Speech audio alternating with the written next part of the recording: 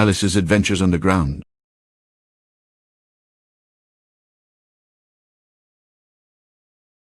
A Christmas gift to a dear child in memory of a summer day. Chapter 1. Alice was beginning to get very tired of sitting by her sister on the bank, and of having nothing to do. Once or twice she had peeped into the book her sister was reading, but it had no pictures or conversations in it. And where is the use of a book, thought Alice, without pictures or conversations? So she was considering in her own mind, as well as she could, for the hot day made her feel very sleepy and stupid, whether the pleasure of making a daisy chain was worth the trouble of getting up and picking the daisies, when a white rabbit with pink eyes ran close by her. There was nothing very remarkable in that, nor did Alice think it so very much out of the way to hear the rabbit say to itself, "Dear, dear, I shall be too late." When she thought it over afterwards, it occurred to her that she ought to have wondered at this, but at the time it all seemed quite natural. But when the rabbit actually took a watch out of its waistcoat pocket, looked at it, and then hurried on, Alice started to her feet. 4. It flashed across her mind that she had never before seen a rabbit with either a waistcoat pocket or a watch to take out of it, and, full of curiosity, she hurried across the field after it, and was just in time to see it pop down a large rabbit hole under the hedge. In a moment down went Alice after it, never once considering how in the world she was to get out again. The rabbit hole went straight on like a tunnel for some way, and then dipped suddenly down, so suddenly that Alice had not a moment to think about stopping herself, before she found herself falling down what seemed a deep well. Either the well was very deep, or she fell very slowly, for she had plenty of time as she went down to look about her, and to wonder what would happen next. First, she tried to look down and make out what she was coming to, but it was too dark to see anything. Then she looked at the sides of the well, and noticed that they were filled with cupboards and bookshelves. Here and there were maps and pictures hung on pegs. She took a jar down off one of the shelves as she passed. It was labeled orange marmalade, but to her great disappointment it was empty. She did not like to drop the jar for fear of killing somebody underneath, so managed to put it into one of the cupboards as she fell past it. "Well," thought Alice to herself, "after such a fall as this, I shall think nothing of tumbling downstairs. How brave they'll all think me at home. Why, I wouldn't say anything about it, even if I fell off the top of the house." which was most likely true. Down, down, down. Would the fall never come to an end? "I wonder how many miles I've fallen by this time," she said aloud. "I must be getting somewhere near the center of the earth. Let me see. That would be 4,000 miles down, I think." For you see, Alice had learnt several things of this sort in her lessons in the schoolroom, and though this was not a very good opportunity of showing off her knowledge, as there was no one to hear her, still it was good practice to say it over. "Yes, that's the right distance. But then what longitude or latitude line shall I be in?" Alice had no idea what longitude was or latitude either, but she thought they were nice grand words to say. Presently she began again. "I wonder if I shall fall right through the earth. How funny it'll be to come out among the people that walk with their heads downwards. But I shall have to ask them what the name of the country is, you know. Please, ma'am, is this New Zealand or Australia?" And she tried to curtsy as she spoke. Fancy curtsying as you're falling through the air. Do you think you could manage it? "And what an ignorant little girl she'll think me for asking. No, it'll never do to ask. Perhaps I shall see it written up somewhere." Down, down, down. There was nothing else to do, so Alice soon began talking again. "Dinah'll miss me very much tonight, I should think." Dinah was the cat. "I hope they'll remember her saucer of milk at tea time. Oh dear, Dinah, I wish I had you here. There are no mice in the air, I'm afraid, but you might catch a bat, and that's very like a mouse, you know, my dear. But do cats eat bats, I wonder?" And here Alice began to get rather sleepy, and kept on saying to herself, in a dreamy sort of way, "Do cats eat bats? Do cats eat bats? and sometimes, Do bats eat cats?" for as she couldn't answer either question, it didn't much matter which way she put it. She felt that she was dozing off, and had just begun to dream that she was walking hand in hand with Dinah, and was saying to her very earnestly, Now, Dinah, my dear, tell me the truth. Did you ever eat a bat? When suddenly, bump, bump, down she came upon a heap of sticks and shavings, and the fall was over. Alice was not a bit hurt, and jumped onto her feet directly. She looked up, but it was all dark overhead. Before her was another long passage, and the white rabbit was still in sight, hurrying down it. There was not a moment to be lost. Away went Alice like the wind, and just heard it say, as it turned a corner, My ears and whiskers, how late it's getting. She turned the corner after it, and instantly found herself in a long, low hall, lit up by a row of lamps which hung from the roof. There were doors all round the hall, but they were all locked, and when Alice had been all round it and tried them all, she walked sadly down the middle, wondering how she was ever to get out again. Suddenly, she came upon a little three-legged table, all made of solid glass. There was nothing lying upon it but a tiny golden key, and Alice's first idea was that it might belong to one of the doors of the hall. But alas, either the locks were too large, or the key too small, but, at any rate, it would open none of them. However, on the second time round she came to a low curtain, behind which was a door about 18 inches high. She tried the little key in the keyhole, and it fitted. Alice opened the door, and looked down a small passage, not larger than a rat-hole, into the loveliest garden you ever saw. How she longed to get out of that dark hall, and wander about among those beds of bright flowers and those cool fountains. But she could not even get her head through the doorway. And even if my head would go through, thought poor Alice, it would be very little use without my shoulders. Oh, how I wish I could shut up like a telescope. I think I could, if I only knew how to begin. For you see, so many out-of-the-way things had happened lately, that Alice began to think very few things indeed were really impossible. There was nothing else to do, so she went back to the table, half hoping she might find another key on it, or at any rate a book of rules for shutting up people like telescopes. This time there was a little bottle on it. Which certainly was not there before, said Alice, and tied around the neck of the bottle was a paper label with the words "Drink Me" beautifully printed on it in large letters. It was all very well to say "Drink me," but I'll look first, said the wise little Alice, and see whether the bottle's marked poison or not. For Alice had read several nice little stories about children that got burnt, and eaten up by wild beasts and other unpleasant things, because they would not remember the simple rules their friends had given them, such as, that if you get into the fire, it will burn you, and that, if you cut your finger very deeply with a knife, it generally bleeds, and she had never forgotten that, if you drink a bottle marked poison, it is almost certain to disagree with you, sooner or later.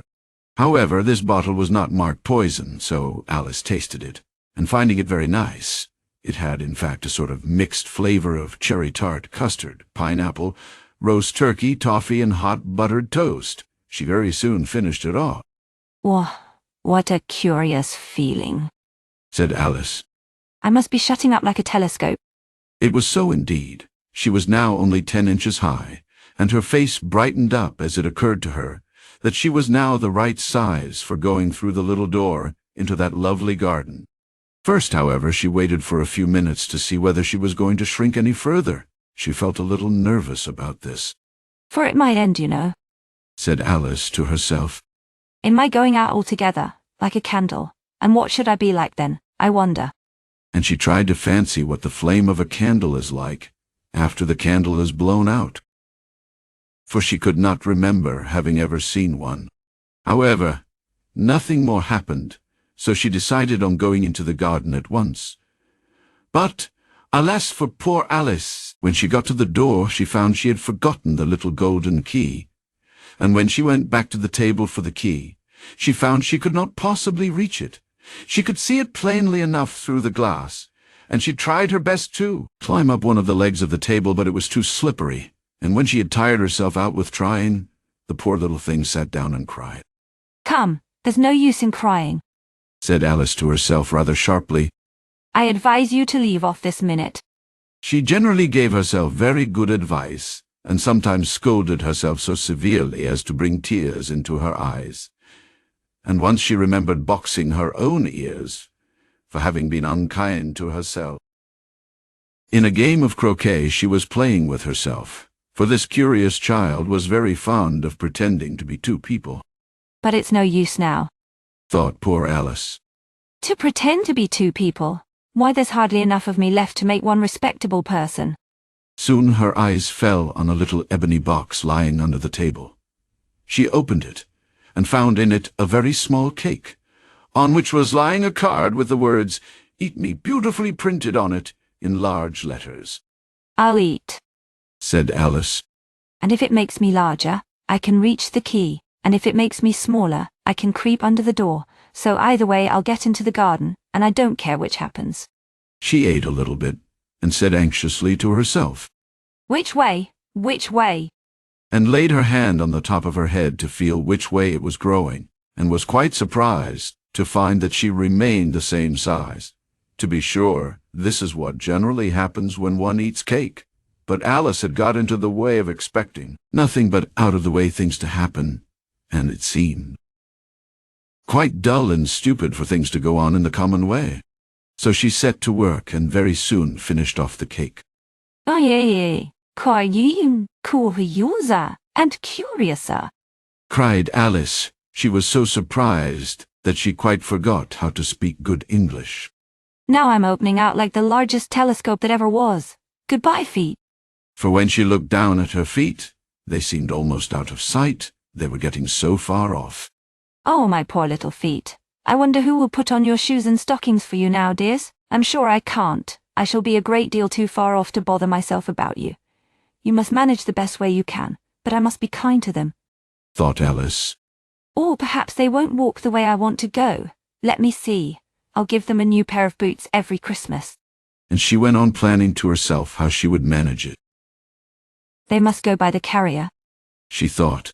And how funny it'll seem, sending presents to one's own feet, and how odd the directions will look. Alice's right foot, Esquire the carpet, with Alice's love. Oh dear, what nonsense I am talking. Just at this moment her head struck against the roof of the hall. In fact, she was now rather more than 9 feet high, and she at once took up the little golden key and hurried off to the garden door. Poor Alice! It was as much as she could do, lying down on one side, to look through into the garden with one eye. But to get through was more hopeless than ever. She sat down and cried again. You ought to be ashamed of yourself, said Alice. A great girl like you. She might well say this. To cry in this way. Stop this instant, I tell you. But she cried on all the same, shedding gallons of tears, until there was a large pool, about 4 inches deep, all round her, and reaching halfway across the hall. After a time she heard a little pattering of feet in the distance, and dried her eyes to see what was coming. It was the White Rabbit coming back again, splendidly dressed, with a pair of white kid gloves in one hand and a nosegay in the other. Alice was ready to ask help of anyone. She felt so desperate. And as the rabbit passed her, she said, in a low, timid voice, If you please, sir. The rabbit started violently, looked up once into the roof of the hall, from which the voice seemed to come, and then dropped the nosegay and the white kid gloves, and scurried away into the darkness as hard as it could go. Alice took up the nosegay and gloves, and found the nosegay so delicious that she kept smelling at it all the time she went on talking to herself. Dear, dear, how queer everything is today. And yesterday everything happened just as usual. I wonder if I was changed in the night. Let me think. Was I the same when I got up this morning? I think I remember feeling rather different. But if I'm not the same, who in the world am I? Ah, that's the great puzzle. And she began thinking over all the children she knew of the same age as herself, to see if she could have been changed for any of them. I'm sure I'm not Gertrude, she said. For her hair goes in such long ringlets, and mine doesn't go in ringlets at all, and I'm sure I can't be Florence, for I know all sorts of things, and she knows such a very little. Besides, she's she and I'm I, and oh dear, how puzzling it all is. I'll try if I know all the things I used to know. Let me see. 4 times 5 is 12, and 4 times 6 is 13, and 4 times 7 is 14.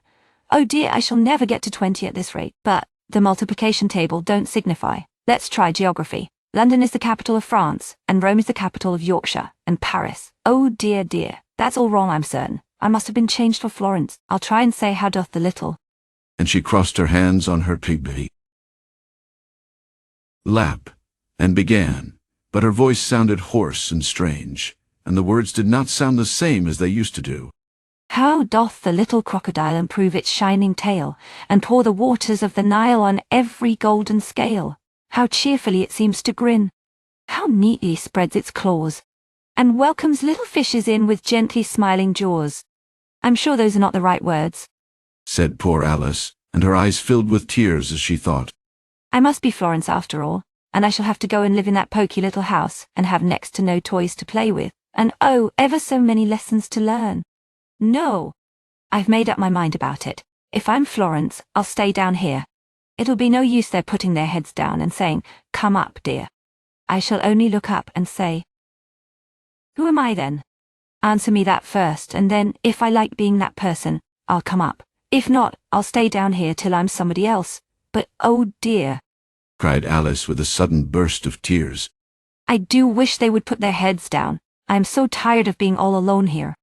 As she said this, she looked down at her hands and was surprised to find she had put on one of the rabbit's little gloves while she was talking. How can I have done that? Thought she.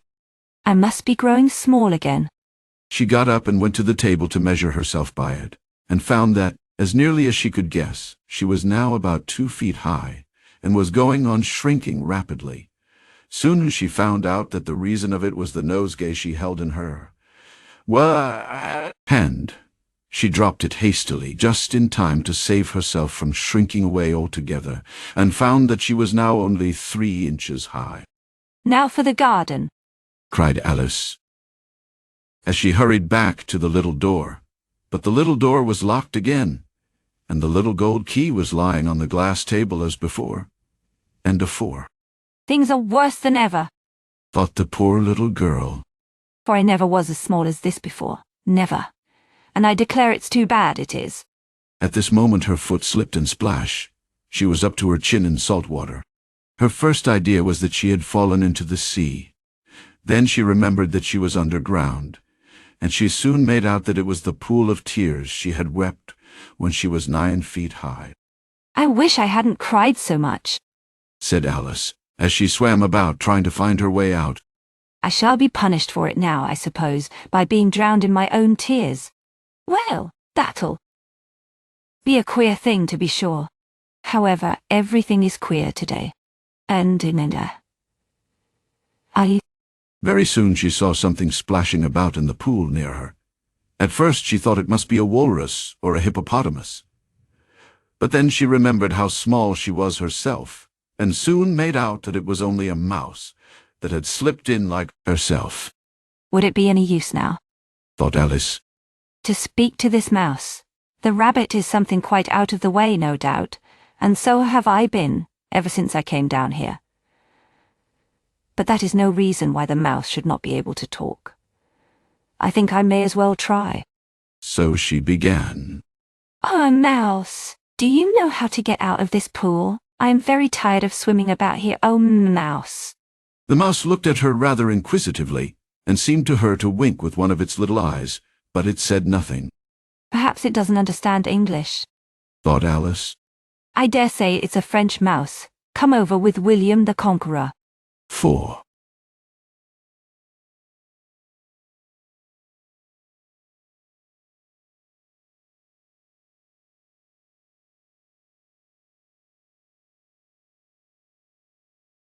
With all her knowledge of history, Alice had no very clear notion how long ago anything had happened. So she began again. Oui, ma chatte, which was the first sentence out of her French lesson book. The mouse gave a sudden jump in the pool, and seemed to quiver with fright. Oh, I beg your pardon, cried Alice hastily, afraid that she had hurt the poor animal's feelings. I quite forgot you didn't like cat. Not like cats. Cried the mouse, in a shrill, passionate voice. Would you like cats if you were me? Well, perhaps not, said Alice in a soothing tone. Don't be angry about it. And yet I wish I could show you our cat Dinah. I think you'd take a fancy to cats if you could only see her. She is such a dear, quiet thing," said Alice, half to herself, as she swam lazily about in the pool. "She sits purring so nicely by the fire, licking her paws and washing her face. And she is such a nice soft thing to nurse, and she's such a capital one for catching mice. Oh, I beg your pardon," cried poor Alice. Again, for this time the mouse was bristling all over, and she felt certain that it was really offended. "Have I offended you?" Offended indeed. Cried the mouse, who seemed to be positively trembling with rage. Our family always hated cats. Nasty, low, vulgar things. Don't talk to me about them anymore. "I won't indeed," said Alice, in a great hurry to change the conversation.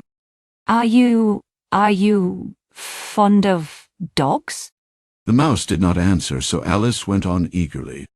"There is such a nice little dog near our house I should like to show you. A little bright-eyed terrier, you know, with, oh, such long curly brown hair. And it'll fetch things when you throw them, and it'll sit up and beg for its dinner, and all sorts of things. I can't remember half of them. And it belongs to a farmer, and he says it kills all the rats and, oh dear," said Alice sadly, "I'm afraid I've offended it again." for the mouse was swimming away from her as hard as it could go, and making quite a commotion in the pool as it went. So she called softly after it. "Mouse dear, do come back again, and we won't talk about cats and dogs any more if you don't like them." When the mouse heard this, it turned and swam slowly back to her. Its face was quite pale with passion, Alice thought, and it said in a trembling low voice, Let's get to the shore, and then I'll tell you my history, and you'll understand why it is I hate cats and dogs. It was high time to go, for the pool was getting quite full of birds and animals that had fallen into it. There was a duck and a dodo, a lory and an eaglet, and several other curious creatures. Alice led the way, and the whole party swam to the shore.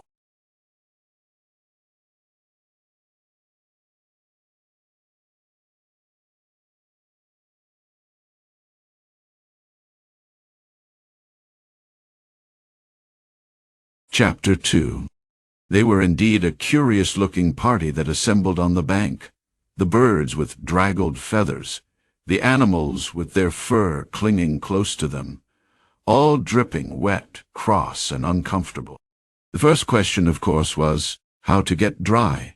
They had a consultation about this, and Alice hardly felt at all surprised at finding herself talking familiarly with the birds, as if she had known them all her life.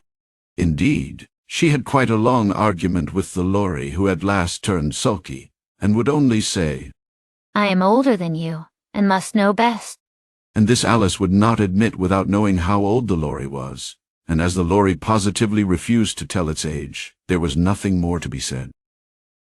At last the mouse, who seemed to have some authority among them, called out, Sit down, all of you, and attend to me. I'll soon make you dry enough.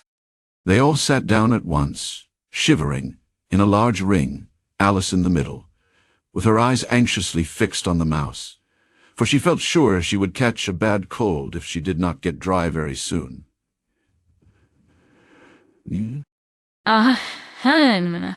Said the mouse, with a self-important air.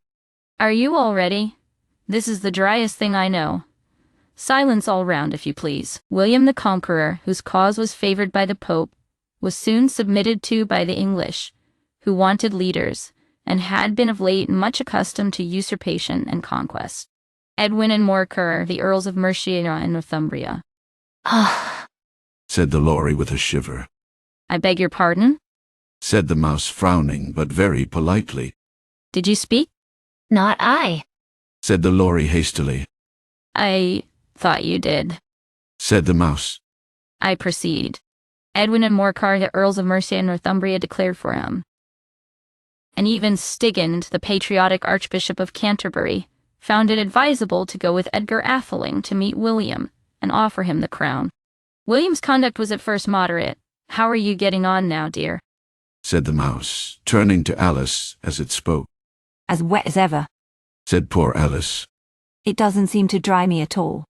In that case, Said the dodo solemnly. rising to his feet.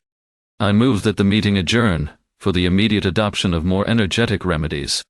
Speak English, said the duck. I don't know the meaning of half those long words, and what's more, I don't believe you do either. And the duck quacked a comfortable laugh to itself. Some of the other birds tittered audibly.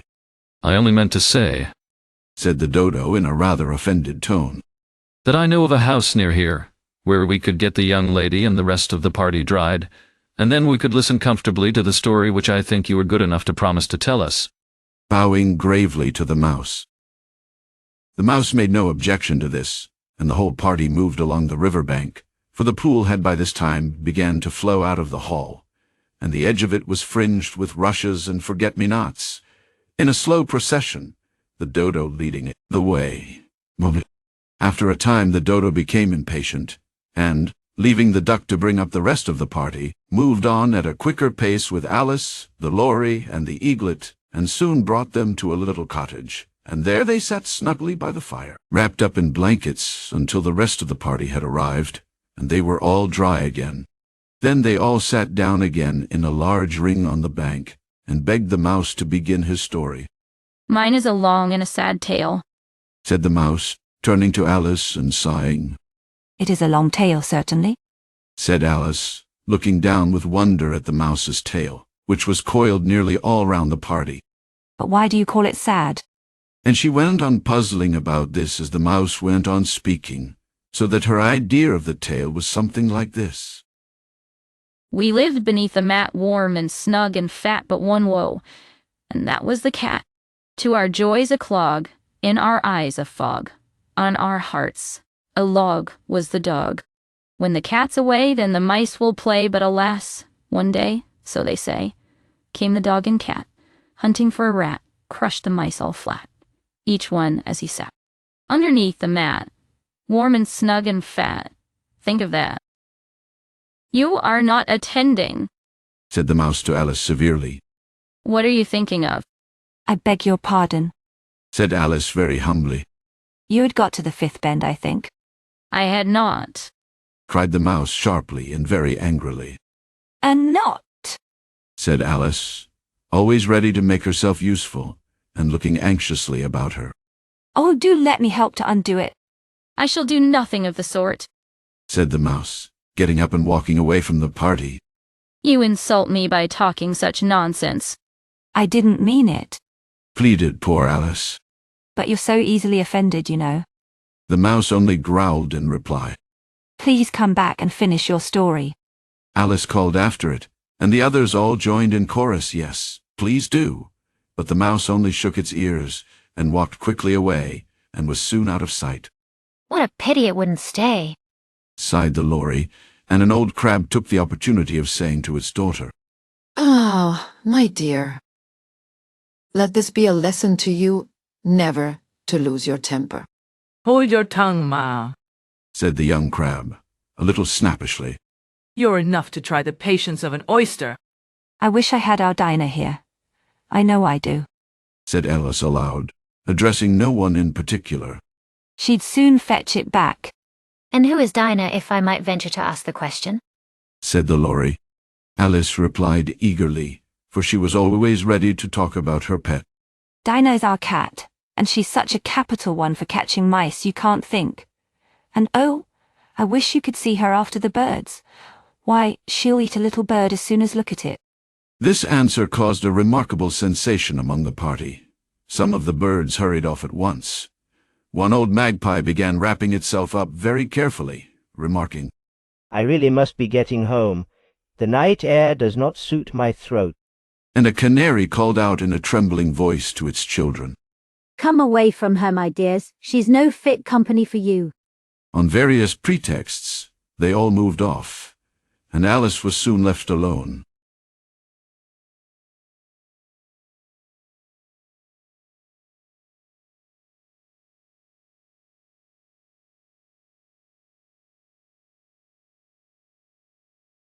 She sat for some while sorrowful and silent, but she was not long before she recovered her spirits and began talking to herself again as usual. I do wish some of them had stayed a little longer. and I was getting to be such friends with them. Really, the Laurie and I were almost like sisters. And so was that dear little eaglet. And then the duck and the dodo. How nicely the duck sang to us as we came along through the water.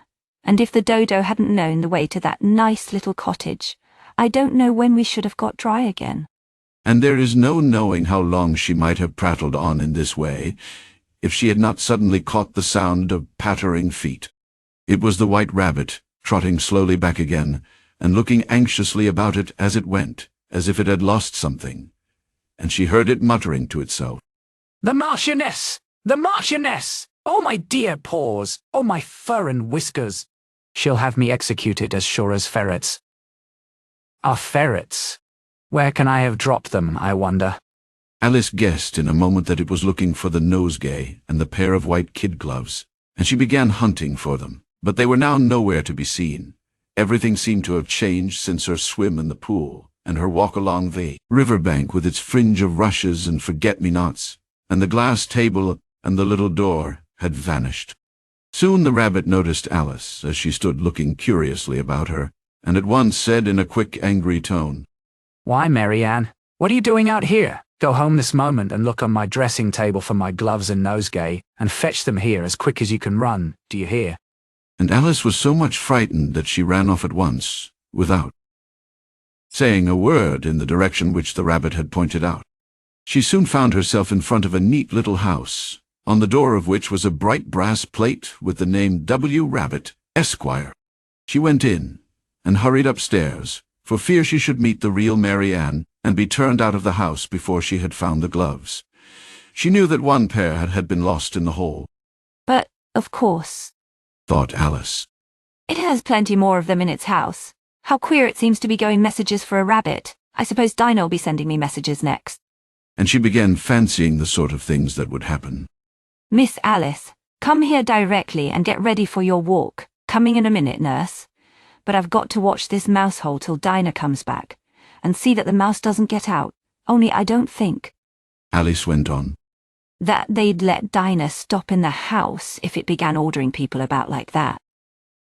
By this time she had found her way into a tidy little room, with a table in the window on which was a looking-glass and, as Alice had hoped, 2 or 3 pairs of tiny white kid gloves. She took up a pair of gloves, and was just going to leave the room, when her eye fell upon a little bottle that stood near the looking-glass. There was no label on it this time with the words, "Drink me." But nonetheless she uncorked it, and put it to her lips. I know something interesting is sure to happen She said to herself, whenever I eat or drink anything, so I'll see what this bottle does. I do hope it'll make me grow larger, for I'm quite tired of being such a tiny little thing. It did so indeed, and much sooner than she expected. Before she had drunk half the bottle, she found her head pressing against the ceiling, and she stooped to save her neck from being broken, and hastily put down the bottle, saying to herself, That's quite enough. I hope I shan't grow any more. I wish I hadn't drunk so much. Alas, it was too late. She went on growing, and very soon had to kneel down. In another minute there was not room even for this, and she tried the effect of lying down with one elbow against the door, and the other arm curled round her head. Still she went on growing, and as a last resource she put one arm out of the window, and one foot up the chimney, and said to herself, Now I can do no more. What will become of me?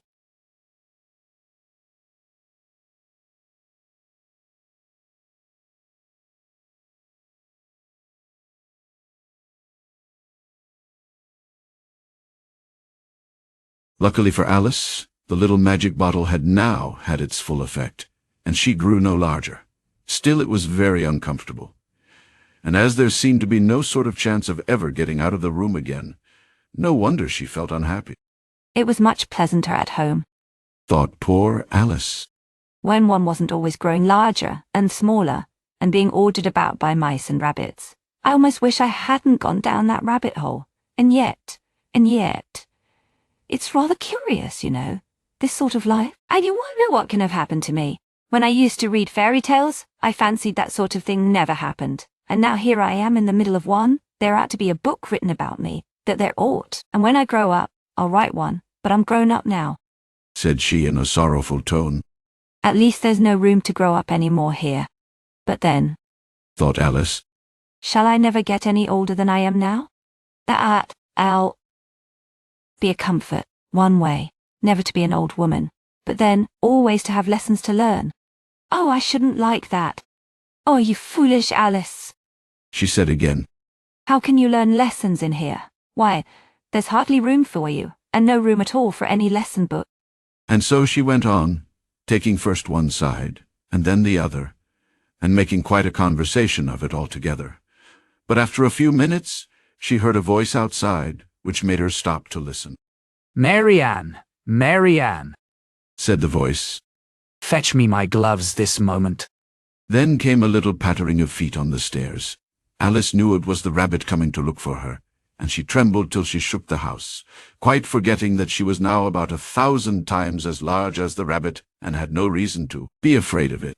Presently the rabbit came to the door and tried to open it, but as it opened inwards, and Alice's elbow was against it, the attempt proved a failure. Alice heard it say to itself, Then I'll go round and get in at the window. That you won't, thought Alice, and after waiting till she fancied she heard the rabbit just under the window, she suddenly spread out her hand and made a snatch in the air.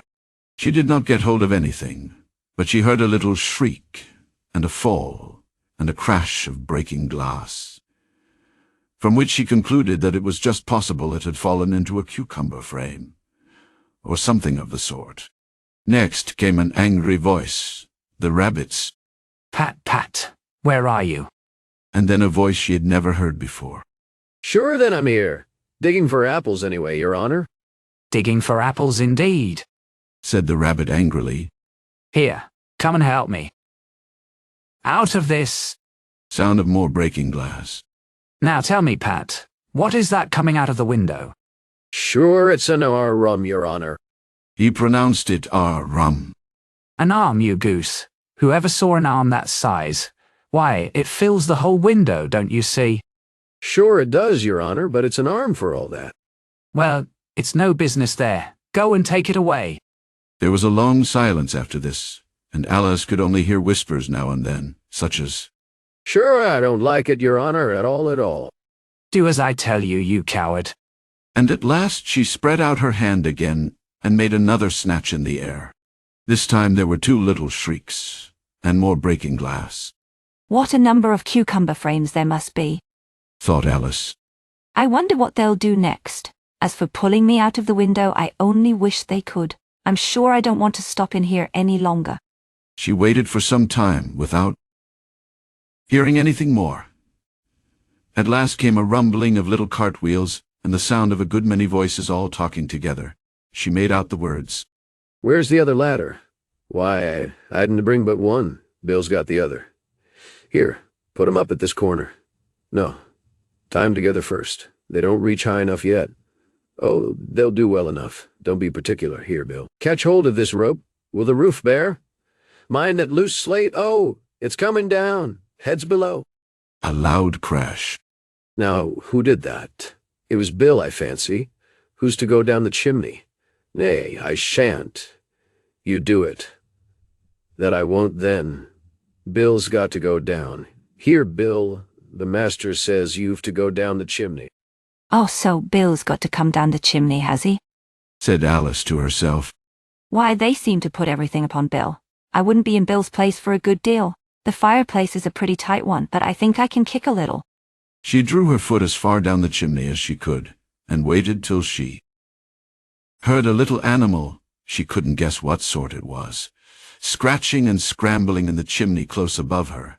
Then, saying to herself, This is Bill. She gave one sharp kick, and waited again to see what would happen next. The first thing was a general chorus of There goes Bill. Then the rabbit's voice alone. Catch him, you by the hedge. Then silence, and then another confusion of voices. How was it, old fellow? What happened to you? Tell us all about it. Last came a little feeble squeaking voice. That's Bill, thought Alice, which said, Well, I hardly know. I'm all of a fluster myself. Something comes at me like a jack-in-the-box. and the next minute up I goes like a rocket. And so you did, old fellow, said the other voices. We must burn the house down, said the voice of the rabbit, and Alice called out as loud as she could. If you do, I'll send Dinah. This caused silence again, and while Alice was thinking, But how can I get Dinah here? She found to her great delight that she was getting smaller. Very soon she was able to get up out of the uncomfortable position in which she had been lying, and in 2 or 3 minutes more she was once more 3 inches high. She ran out of the house as quick as she could, and found quite a crowd of little animals waiting outside. Guinea pigs, white mice, squirrels, and Bill, a little green lizard, that was being supported in the arms of one of the guinea pigs, while another was giving it something out of a bottle. They all made a rush at her the moment she appeared, but Alice ran her hardest, and soon found herself in a thick wood.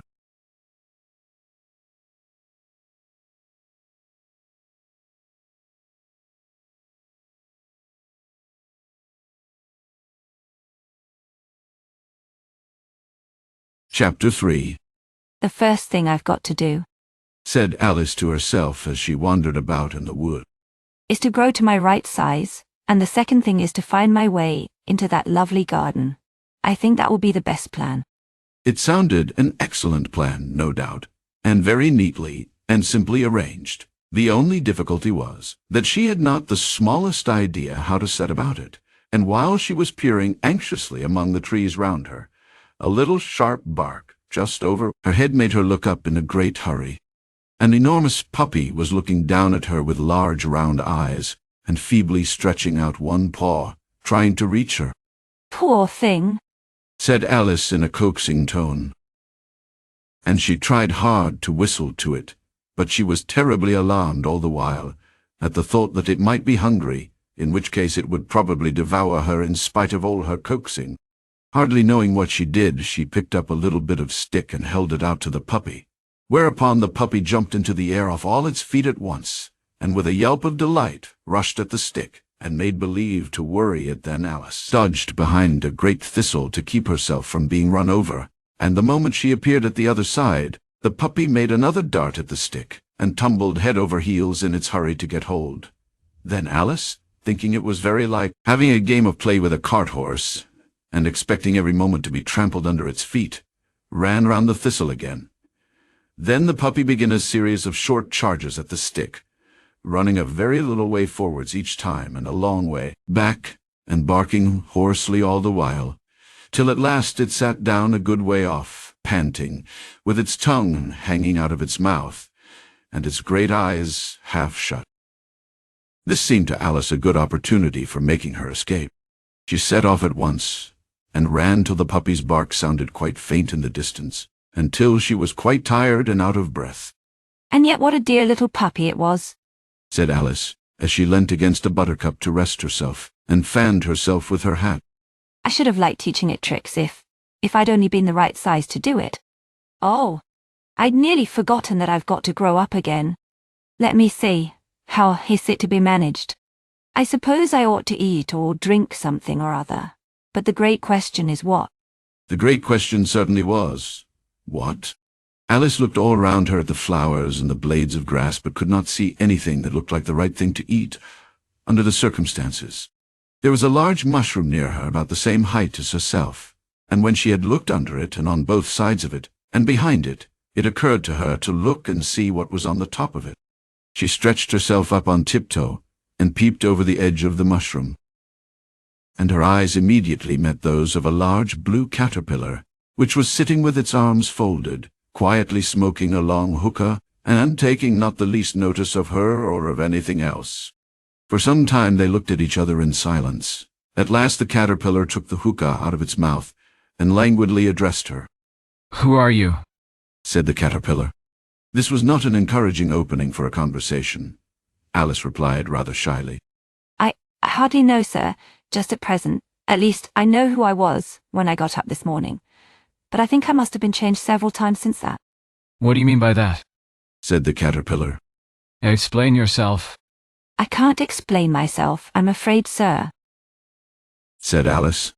Because I'm not myself, you see. "I don't see," said the caterpillar. I'm afraid I can't put it more clearly, Alice replied very politely. for I can't understand it myself, and really to be so many different sizes in one day is very confusing. It isn't, said the caterpillar. Well, perhaps you haven't found it so yet, said Alice. but when you have to turn into a chrysalis, you know, and then after that into a butterfly, I should think it'll feel a little queer, don't you think so? not a bit. said the caterpillar. All I know is, said Alice. it would feel queer to me. You, said the caterpillar contemptuously, who are you? which brought them back again to the beginning of the conversation. Alice felt a little irritated at the caterpillar making such very short remarks, and she drew herself up and said very gravely, I think you ought to tell me who you are first. Why? said the caterpillar. Here was another puzzling question. And as Alice had no reason ready, and the caterpillar seemed to be in a very bad temper, she turned round and walked away. Come back. The caterpillar called after her. I've something important to say. This sounded promising. Alice turned and came back again. Keep your temper, said the caterpillar. Is that all? said Alice, swallowing down her anger as well as she could. No, said the caterpillar. Alice thought she might as well wait, as she had nothing else to do, and perhaps, after all, the caterpillar might tell her something worth hearing. For some minutes it puffed away at its hookah without speaking, but at last it unfolded its arms, took the hookah out of its mouth again, and said, so you think you're changed, do you? Yes, sir. said Alice. I can't remember the things I used to know. I've tried to say how doth the little busy bee, and it came all different.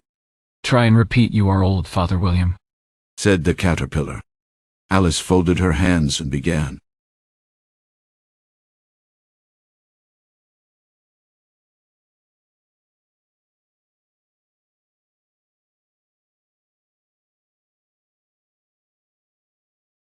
One. You are old, Father William, the young man said, and your hair is exceedingly white, and yet you incessantly stand on your head.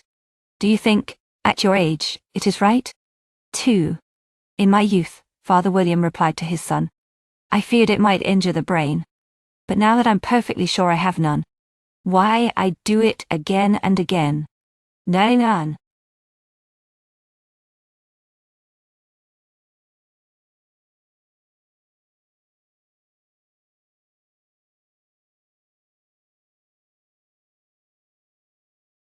Three. You are old, said the youth, as I mentioned before, and have grown most uncommonly fat, yet you turned a back somersault in at the door. Pray, what is the reason of that? 4. In my youth, said the sage, as he shook his grey locks, I kept all my limbs very supple, by the use of this ointment, 5 shillings the box. Allow me to sell you a couple.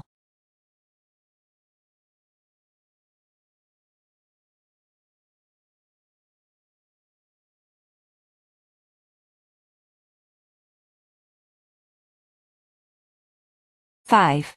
You are old, said the youth, and your jaws are too weak for anything tougher than suet. Yet you eat all the goose, with the bones and the beak. Pray, how did you manage to do it? 6. In my youth, said the old man, I took to the law, and argued each case with my wife, and the muscular strength which it gave to my jaw has lasted the rest of my life.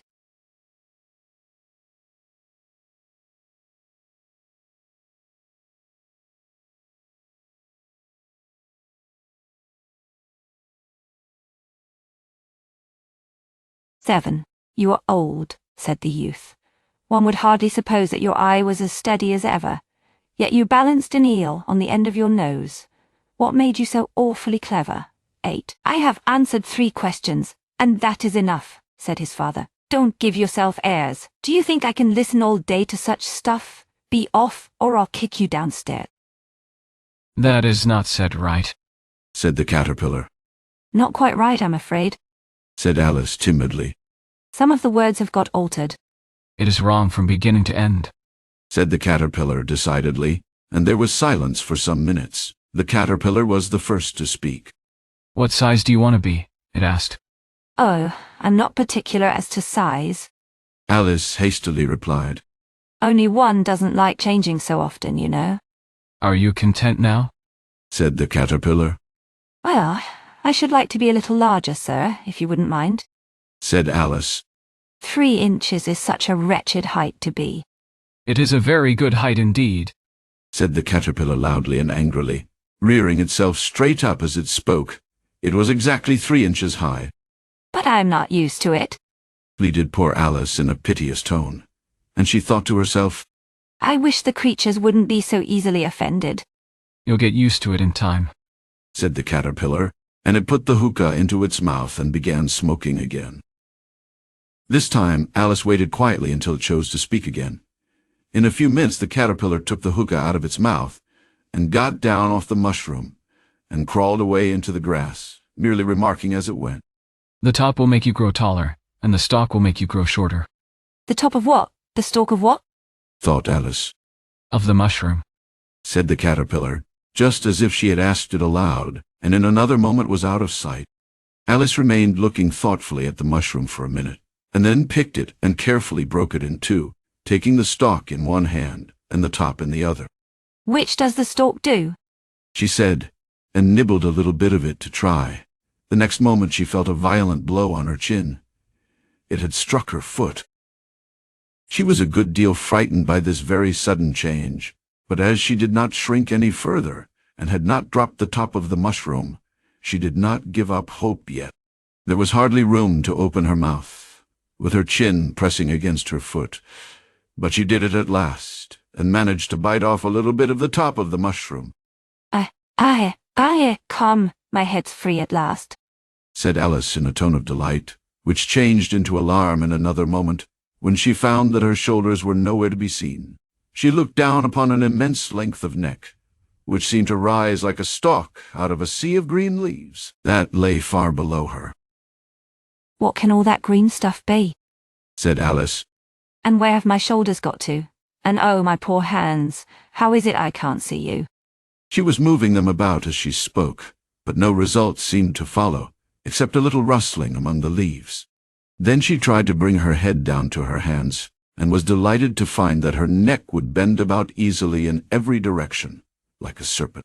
She had just succeeded in bending it down in a beautiful zigzag, and was going to dive in among the leaves, which she found to be the tops of the trees of the wood she had been wandering in, when a sharp hiss made her draw back. A large pigeon had her draw back, flown into her face, and was violently beating her with its wings.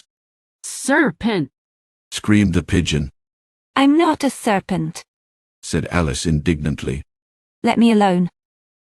I've tried every way. The pigeon said desperately with a kind of sob. Nothing seems to suit him. I haven't the least idea what you mean, said Alice. I've tried the roots of trees, and I've tried banks, and I've tried hedges. The pigeon went on without attending to her. But them serpents, there's no pleasing 'em.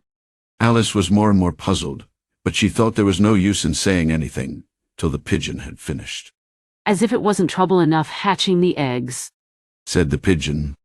Without being on the lookout for serpents day and night, why I haven't had a wink of sleep these 3 weeks. I'm very sorry you've been annoyed, said Alice, beginning to see its meaning.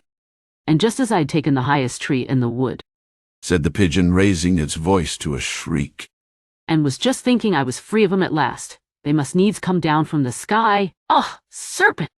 But I'm not a serpent, said Alice. I'm a... Well, what are you? said the pigeon. I see you're trying to invent something. I'm a little girl, said Alice, rather doubtfully, as she remembered the number of changes she had gone through. A likely story indeed, said the pigeon. I've seen a good many of them in my time, but never one with such a neck as yours. No, you're a serpent. I know that well enough. I suppose you'll tell me next that you never tasted an egg. I have tasted eggs, certainly, said Alice, who was a very truthful child. But indeed I don't want any of yours. I don't like them raw. Well, be off then, said the pigeon, and settled down into its nest again. Alice crouched down among the trees, as well as she could, as her neck kept getting entangled among the branches, and several times she had to stop and untwist it.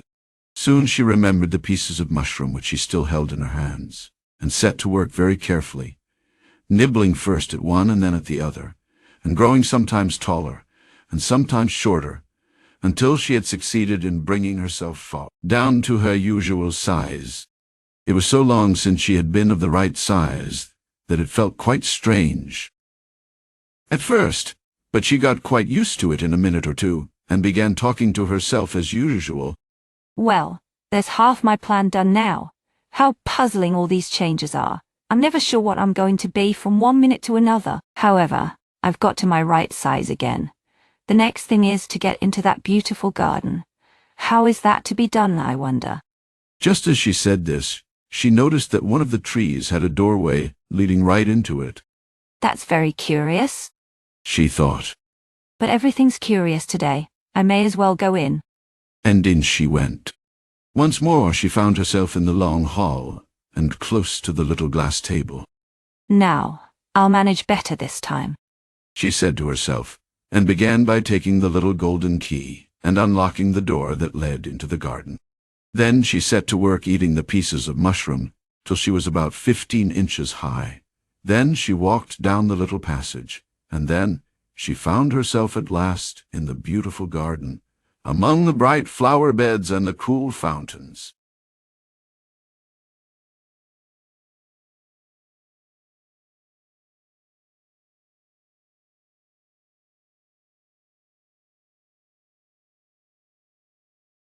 Chapter 4. A large rose tree stood near the entrance of the garden. The roses on it were white, but there were 3 gardeners at it, busily painting them red. This Alice thought a very curious thing, and she went near to watch them, and just as she came up, she heard one of them say, "Look out, 5, don't go splashing paint over me like that." I couldn't help it, said 5 in a sulky tone. 7 jogged my elbow. On which 7 lifted up his head and said, "That's right, 5. Always lay the blame on others." You better not talk, said 5. I heard the Queen say only yesterday she thought of having you beheaded. "What for?" said the one who had spoken first. "That's not your business, too," said 7. Yes, it is his business, said 5. And I'll tell him. It was for bringing in tulip roots to the cook instead of potatoes. 7 flung down his brush, and had just begun. "Well, of all the unjust things," when his eye fell upon Alice, and he stopped suddenly. The others looked round, and all of them took off their hats and bowed low. Would you tell me, please, said Alice timidly, why you are painting those roses? 5 and 7 looked at 2, but said nothing. 2 began, in a low voice. "Why, miss, the fact is, this ought to have been a red rose tree, and we put a white one in by mistake, and if the Queen was to find it out, we should all have our heads cut off. So you see, we're doing our best before she comes, to—" At this moment 5, who had been looking anxiously across the garden, called out, "The Queen! The Queen!" And the 3 gardeners instantly threw themselves flat upon their faces. There was a sound of many footsteps, and Alice looked round, eager to see the Queen. First came 10 soldiers carrying clubs. These were all shaped like the 3 gardeners, flat and oblong, with their hands and feet at the corners. Next, the 10 courtiers.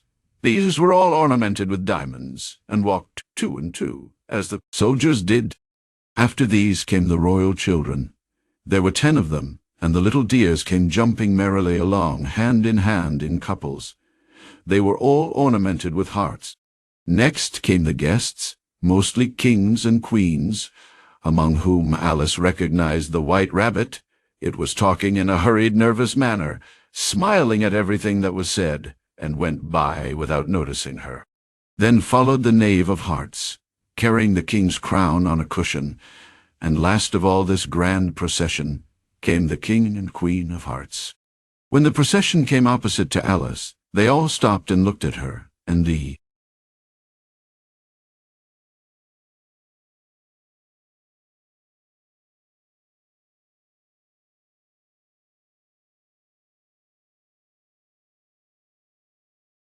Queen said severely, Who is this? She said it to the Knave of Hearts, who only bowed and smiled in reply. Idiot, said the Queen, turning up her nose, and asked Alice. What's your name? My name is Alice, so please, Your Majesty. Said Alice boldly, for she thought to herself. Why, they're only a pack of cards. I needn't be afraid of them. Who are these? Said the Queen, pointing to the 3 gardeners lying round the rose tree. For as they were lying on their faces, and the pattern on their backs was the same as the rest of the pack, she could not tell whether they were gardeners, or soldiers, or courtiers, or 3 of her own children. How should I know? Said Alice, surprised at her own courage. It's no business of mine. The Queen turned crimson with fury, and after glaring at her for a minute, began in a voice of thunder. Off with her. Nonsense, said Alice, very loudly and decidedly, and the Queen was silent. The King laid his hand upon her arm, and said timidly, Remember, my dear, she's only a child. The Queen turned angrily away from him, and said to the Knave, Turn them over. The Knave did so, very carefully, with 1 foot. Get up, said the Queen, in a shrill, loud voice, and the 3 gardeners instantly jumped up, and began bowing to the King, the Queen, the royal children. Leave off that, screamed the Queen. You make me giddy. And then, turning to the rose tree, she went on. What have you been doing here? May it please your Majesty, said Tu very humbly, going down on 1 knee as he spoke. We were trying. I see, said the Queen, who had meantime been examining the roses. Off with their heads. And the procession moved on, 3 of the soldiers remaining behind to execute the 3 unfortunate gardeners, who ran to Alice for protection.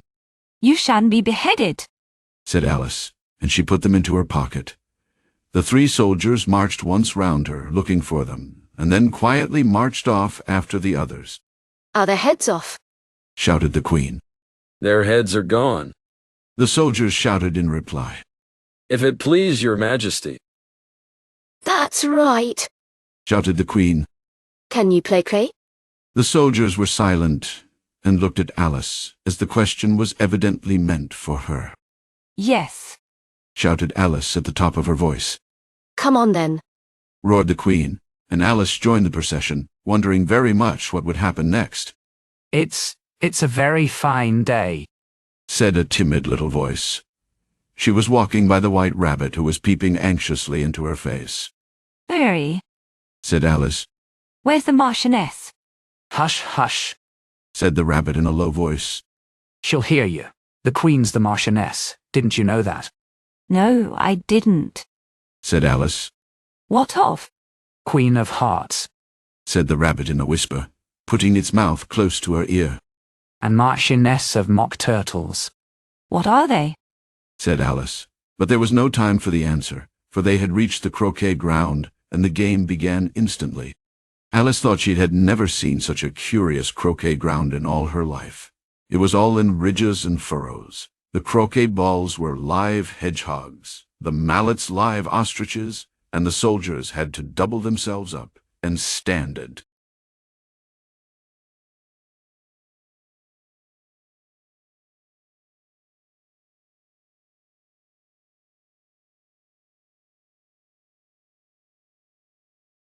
On their feet and hands to make the arches.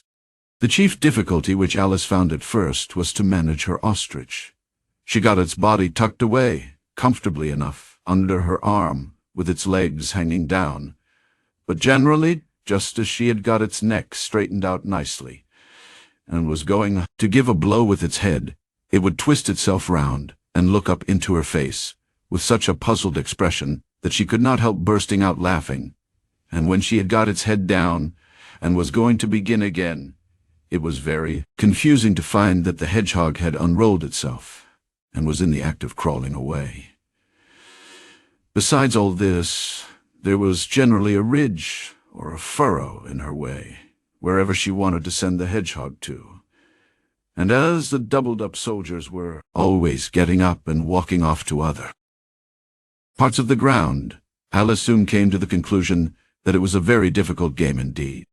The players all played at once without waiting for turns, and quarreled all the while at the tops of their voices, and in a very few minutes the queen was in a furious passion, and went stamping about and shouting, Off with his head!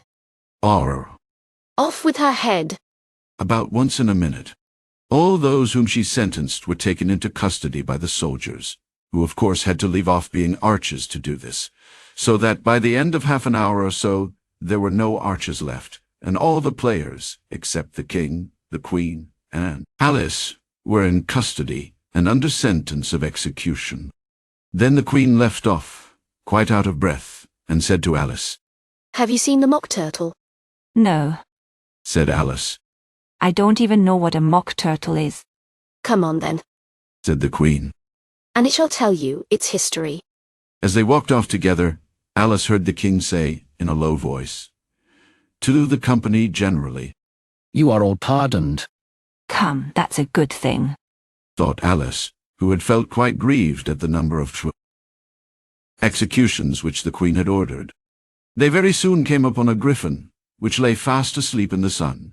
If you don't know what a griffin is, look at the picture, Up, lazy thing, said the queen. and take this young lady to see the mock turtle and to hear its history. I must go back and see after some executions I ordered.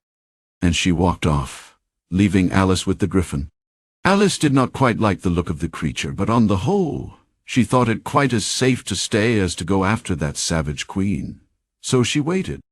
The griffin sat up and rubbed its eyes. Then it watched the queen till she was out of sight. Then it chuckled. What fun! Said the griffin, half to itself, half to Alice. What is the fun? Said Alice.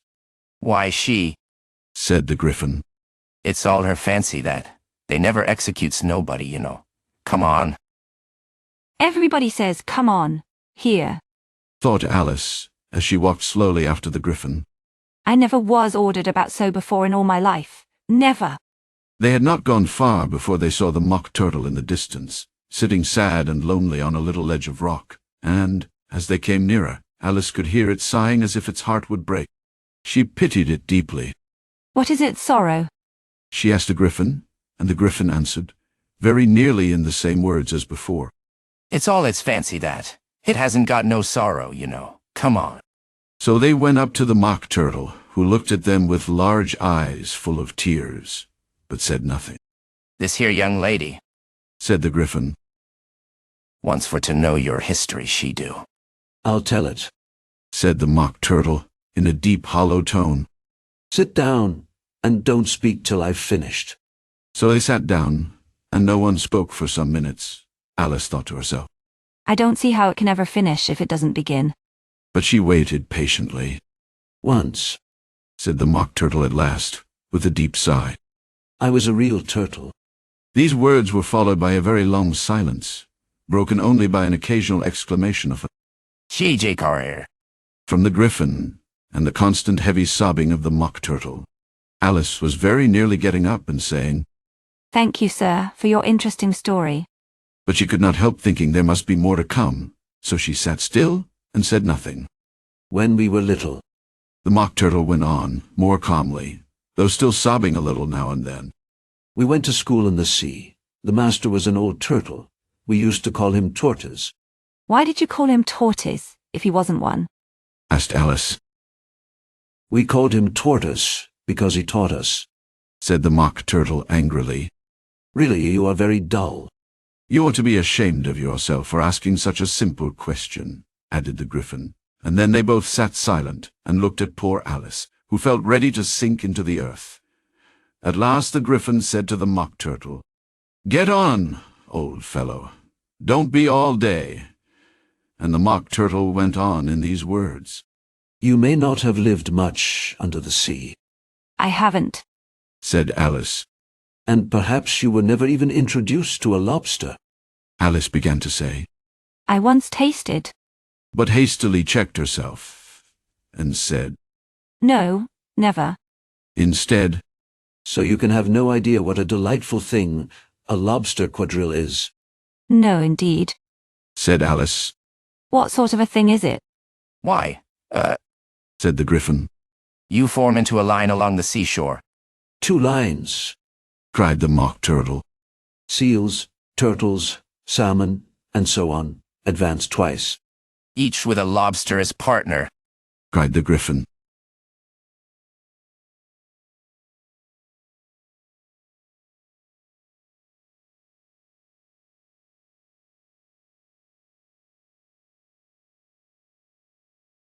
Of course, the Mock Turtle said. Advance twice, set to partners. Change lobsters, and retire in same order, interrupted the Griffin. Then, you know, continued the Mock Turtle, you throw the lobsters, shouted the Griffin with a bound into the air. As far out to sea as you can. Swim after them, screamed the Griffin. Turn a somersault in the sea, cried the Mock Turtle, capering wildly about. Change lobsters again, yelled the Griffin at the top of its voice. And then... That's all, said the Mock Turtle, suddenly dropping its voice, and the 2 creatures, who had been jumping about like mad things all this time, sat down again very sadly and quietly, and looked at Alice. It must be a very pretty dance, said Alice timidly. Would you like to see a little of it? said the Mock Turtle. Very much indeed, said Alice. Come, let's try the first figure, said the Mock Turtle to the Griffin. We can do it without lobsters, you know. Which shall sing? Oh, you sing, said the Griffin. I've forgotten the words.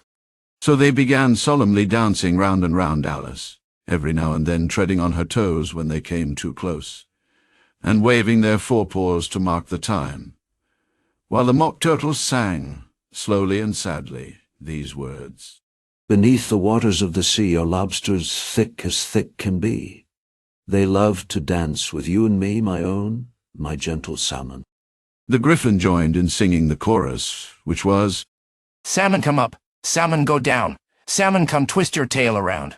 Of all the fishes of the sea, there's none so good as salmon. Thank you, said Alice, feeling very glad that the figure was over. Shall we try the second figure? said the Griffin. Or would you prefer a song? Oh, a song, please, Alice replied so eagerly that the Griffin said in a rather offended tone, No accounting for tastes. Sing her Mock Turtle's soup, will you, old fellow? The Mock Turtle sighed deeply, and began in a voice sometimes choked with sobs, to sing this. Beautiful soup, so rich and green, waiting in a hot tureen. Who for such dainties would not stoop? Soup of the evening, beautiful soup. Soup of the evening, beautiful soup. Bo, ootiful soup. Oh, bo, ootiful soup.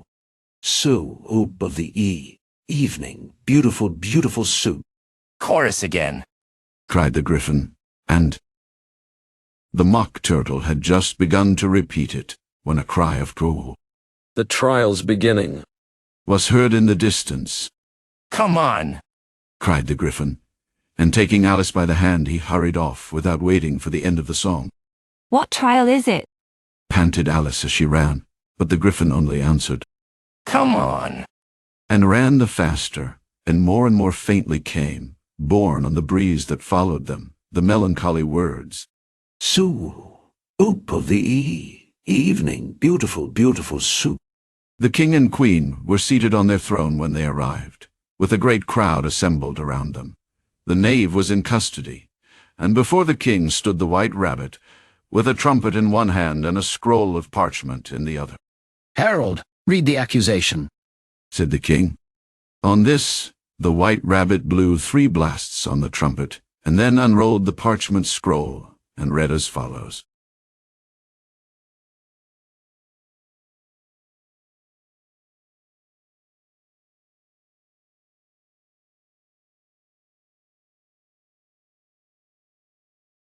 The Queen of Hearts, she made some tarts all on a summer day. The Knave of Hearts, he stole those tarts, and took them quite away. Now for the evidence, said the king. And then the sentence. No, said the queen. First the sentence and then the evidence. Nonsense, cried Alice, so loudly that everybody jumped. The idea of having the sentence first. Hold your tongue, said the Queen. I won't, said Alice. You're nothing but a pack of cards. Who cares for you? At this, the whole pack rose up into the air and came flying down upon her.